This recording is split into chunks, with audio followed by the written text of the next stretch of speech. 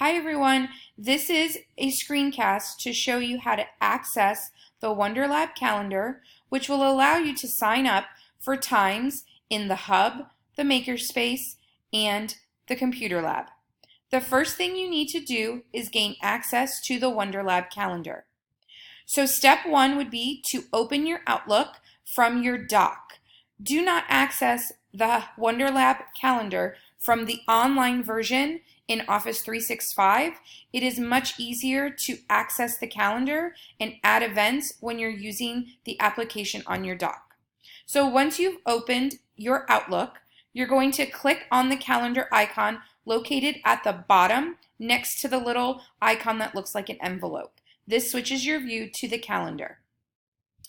Then you're going to look across the top in this bar up here if you're following my cursor, and you see something that says Open Shared Calendar. You're going to click on Open Shared Calendar. You're then going to type my first and last name. The calendar is connected to me, so you're going to need to search by my name. Once you see my name pop up, you're going to click on my name, so it's highlighted, and click the Open button. You will receive a pop-up that asks you basically if you want to have access to this calendar. You're going to check the box that says Always Use My Response and Allow. Once you have done that, if you look to the left side of your screen, you will see under a heading that says Shared Calendars, you will see my name pop up. You want to check the box next to my name so that you are seeing the events on the WonderLab calendar on your personal calendar. So that's how you access the WonderLab calendar. Now, how do you add something to the calendar because you want to go to it? So step one is to again be in Outlook, looking at the calendar view, and come over to Shared Calendars. You must click on my name so that my name is highlighted. When you click on my name, this means that you are adding an event to the WonderLab calendar. If you click on your email, like if I click under my calendars and I click on my name here where it has my email, I'm only adding an event to my personal calendar, not to a shared calendar. So you must go down to where it says Shared Calendars and click my name in order to add an event. Once you've clicked my name and it's highlighted, you select the date that you want your event to occur on. So just because this is a test, I'm going to do it on Sunday. So I'm going to add an event to Sunday. So I want it to start on August 11th. So I'm going to double click on the date so I get a pop-up window. The first thing I want to do is in the subject line. I want to type either the last name of the person who's creating the event or the grade level that is reserving the time slot.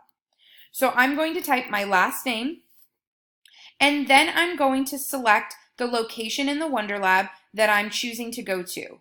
So if I want to go to the Media Center for checkout or for VR, breakout, any of our activities that are not messy, I'm going to type the Hub. If I want to go to the Computer Lab, I'll type the Computer Lab. And if I'm going to the Makerspace, I would type the Makerspace. So for this example, I'm going to type the Hub. After I type my location, I want to uncheck the all-day event.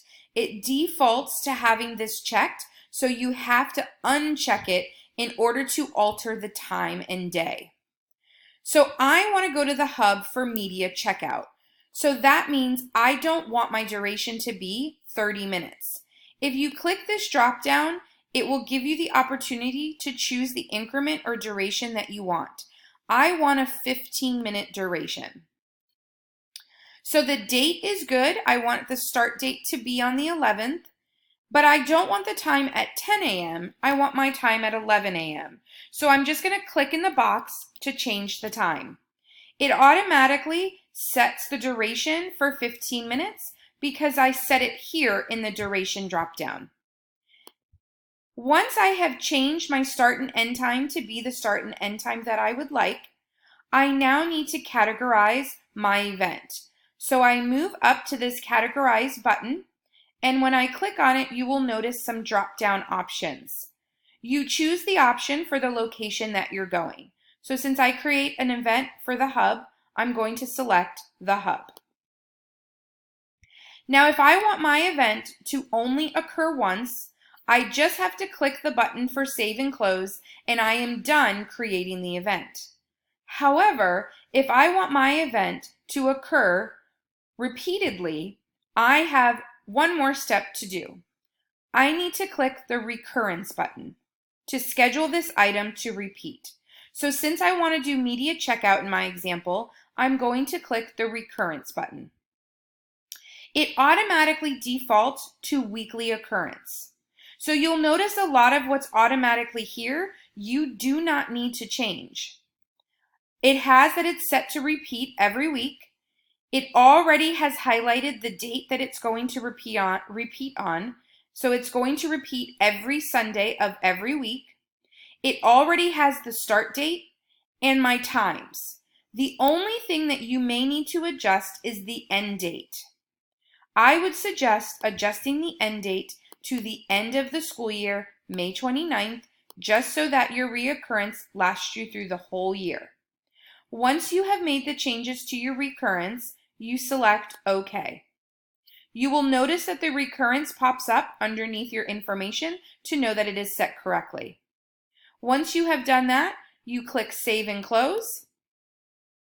And here you can see that my event is not only repeated, but it is color-coded for going to the hub, and also you see that it repeats on several weeks of the month. And if I change and go to September and go to November or October or December, it all shows up there. That is how you set an event on the WonderLab calendar. Please reach out to Lisa and I if you need support.